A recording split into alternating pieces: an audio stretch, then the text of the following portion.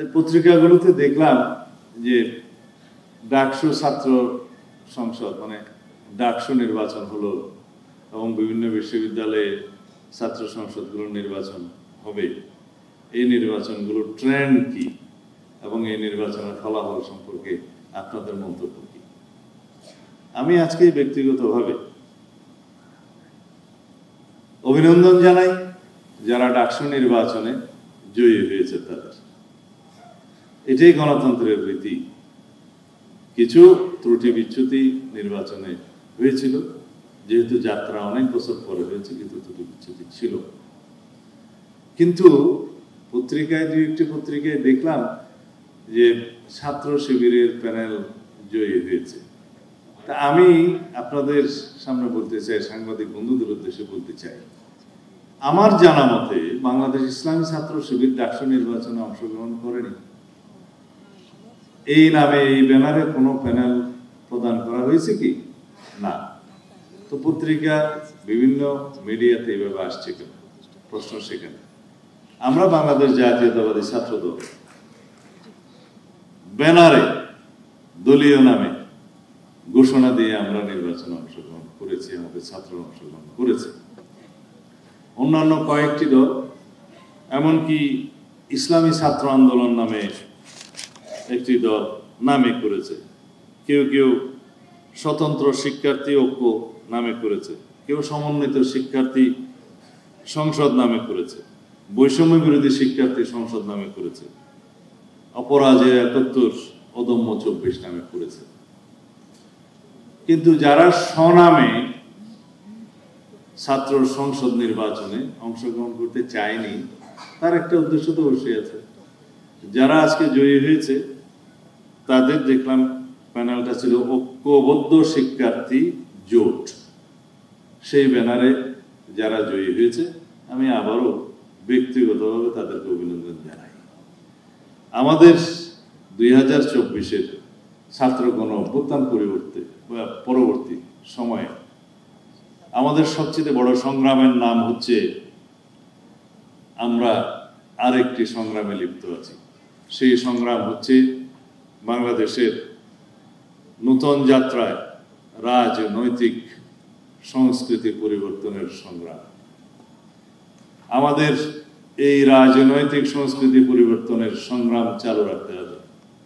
নূতন রাজনৈতিক সংস্কৃতির ধারা প্রচলন করতে হবে। সেই সংস্কৃতি কি? গণতান্ত্রিক সংস্কৃতি, সহনশীলতার সংস্কৃতি, সহমর্মিতার সংস্কৃতি। এবং সহনশীলতা সহমর্মিতার মধ্য দিয়ে আমরা পরস্পর রাজনৈতিক দলসমূহের মধ্যে আমরা প্রতিযোগিতা করব, রাজনীতির চর্চা করব।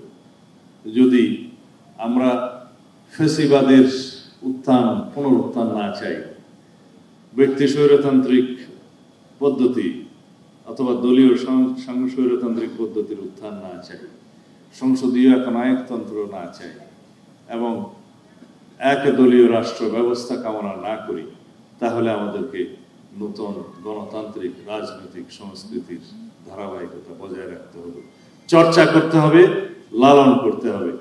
এইভাবেই আমরা গণতান্ত্রিক রাজনৈতিক সংস্কৃতির চর্চার মধ্য দিয়ে আমরা বিগত দিনের ফ্যাসিবাদী অগণতান্ত্রিক রাজনৈতিক অপসংস্কৃতিকে বিলুপ্ত করতে পারবো, অপসারিত করতে পারবো। ভালো রাজনৈতিক স্থাপনার মধ্য দিয়ে আমরা অপরাজনীতির বিলুপ্তি ঘটাতে পারবো। সেই রাজনৈতিক চর্চা আমাদেরকে করতে হবে। রাজনীতিতে প্রতিযোগিতা থাকবে, প্রতিদ্বন্দ্বিতা থাকবে, কিন্তু দিন শেষে গণতান্ত্রিক পদ্ধতিতে আমরা সবাইকে অভিনন্দন জানাবো। এটাই আমাদের দিতে হবে। আমাদের এখানে অনেকে প্রশ্ন করেছে, এটা কি জাতীয় রাজনীতিতে কোনো প্রভাব রাখবে? আমি বলতে চাই, ডাকসু, রাকসু, চাকসু বিভিন্ন নির্বাচন আমার ছাত্র জমানা থেকেই আমরা তখন ভোট দিয়েছি, দেখেছি যাদেরকে নির্বাচিত করেছি। এটা ৮০-র দশকের কথা বলছি, ৭০-এর দশকের শেষের দিকের ছাত্র আমি। যারা ডাকসুতে নির্বাচিত হয়েছে তারা বৃহৎ কোনো রাজনীতির মূল দলের ছাত্র সংগঠন না হলে জাতীয় রাজনীতিতে তারা আসতেই পারে। কারণ আমরা না এখনো ডাকসুতে ভিপি জিএস পেয়েছে অনেক নেতা জাতীয় রাজনীতিতে আছেন, কেউ বা হারিয়ে গিয়েছেন। তাদের মধ্যে যারা বৃহৎ রাজনৈতিক সংগঠনের অন্তর্ভুক্ত ছিল তাদের কেউ কেউ জাতীয় সংসদে এসছে, বাকিরা এখনো পর্যন্ত লড়াই করছে, সংগ্রাম করছে আসার জন্য। আমি কারো নাম নিয়ে বলাটা ঠিক হবে না, আমি তাদের উজ্জ্বল ভবিষ্যৎ কামনা করি, কিন্তু এখনো পর্যন্ত কামিয়াব হয় নাই। এটা হচ্ছে বাংলাদেশের জাতীয় রাজনীতি এবং ছাত্র রাজনীতির একটা পোস্টমর্টেম বিশ্লেষণ। তবে এটা আমি উৎসাহিত করি যে বাংলাদেশের ছাত্র রাজনীতির এবং বাংলাদেশের স্বাধীনতার ইতিহাস থেকে শুরু করে, স্বাধীনতার পূর্ববর্তী ইতিহাস থেকে শুরু করে এখন পর্যন্ত বাংলাদেশের রাজনৈতিক পরিবর্তন যা কিছুই হয়েছে, সামাজিক পরিবর্তন হয়েছে, ছাত্র সংসদগুলোর নির্বাচনের মধ্য দিয়ে সেটা হয়েছে, অথবা ছাত্র রাজনীতির মধ্য দিয়ে সেটা হয়েছে। সেই রাজনীতির সূতিকাগার এবং ছাত্র আন্দোলনের সূতিকাগার, রাষ্ট্রীয় পরিবর্তনের সূতিকাগার, সেই বিশ্ববিদ্যালয়গুলোর ছাত্র রাজনীতির চর্চা থাকতেই হবে। যারা ছাত্র রাজনীতির বিপক্ষে বলেন বা ছাত্র রাজনীতি বন্ধের কথা বলেন, আমি তাদের বিরুদ্ধে। কারণ রাজনীতির চর্চা, শিক্ষাঙ্গন, পাঠশালা হচ্ছে বিশ্ববিদ্যালয়, সেখান থেকে জাতীয় রাজনীতির নেতৃত্ব উঠে আসে ক্রমবিকাশের মধ্য দিয়ে। আমরা ছাত্র রাজনীতি করেছি, আমাদের সাথে অনেকেই বাংলাদেশের জাতীয় রাজনীতিতে প্রতিষ্ঠিত, তারা জাতিকে বিভিন্নভাবে রাজনীতির ক্ষেত্রে অবদান রাখছেন। তাদের আমরা অবদান রাখতে পারছি কিনা জানি না, তবে আমরা চেষ্টা করছি। তবে রাজনীতির শিক্ষা শুরু হতে হবে ছাত্র রাজনীতি দিয়ে। তবে এমন ছাত্র রাজনীতি চাই না যে ছাত্র রাজনীতি ফেসিবাদী গোষ্ঠী অতীতে নজির স্থাপন করে গিয়েছে। আমরা এমন ছাত্র রাজনীতি চাই যে ছাত্র রাজনীতির মূল সূত্র হবে বাংলাদেশে জবাবদিহিতামূলক, সাম্যভিত্তিক, সুশাসন এবং নৈতিকতার রাজনীতি প্রতিষ্ঠা করব।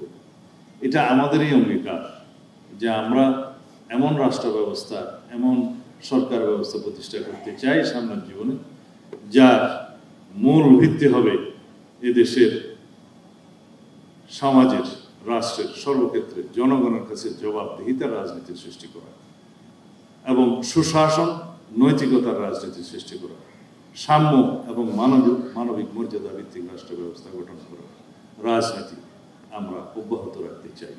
সুতরাং আমরা এই রাজনৈতিক সাংস্কৃতিক পরিবর্তনের জন্য আমরা নিজেরা সংগ্রাম করি, প্রস্তুত হই এবং প্রতিষ্ঠা করি। এই আহ্বান জানিয়ে আমি বাংলাদেশ জাতীয়তাবাদী মহিলা দলের উত্তরোত্তর সমৃদ্ধি এবং বিকাশ কামনা করে বিদায় নিচ্ছি।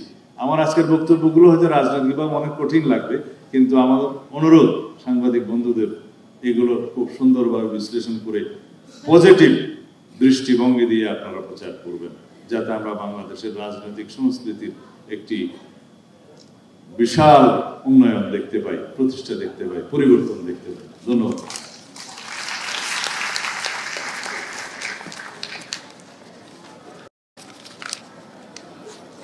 যেটা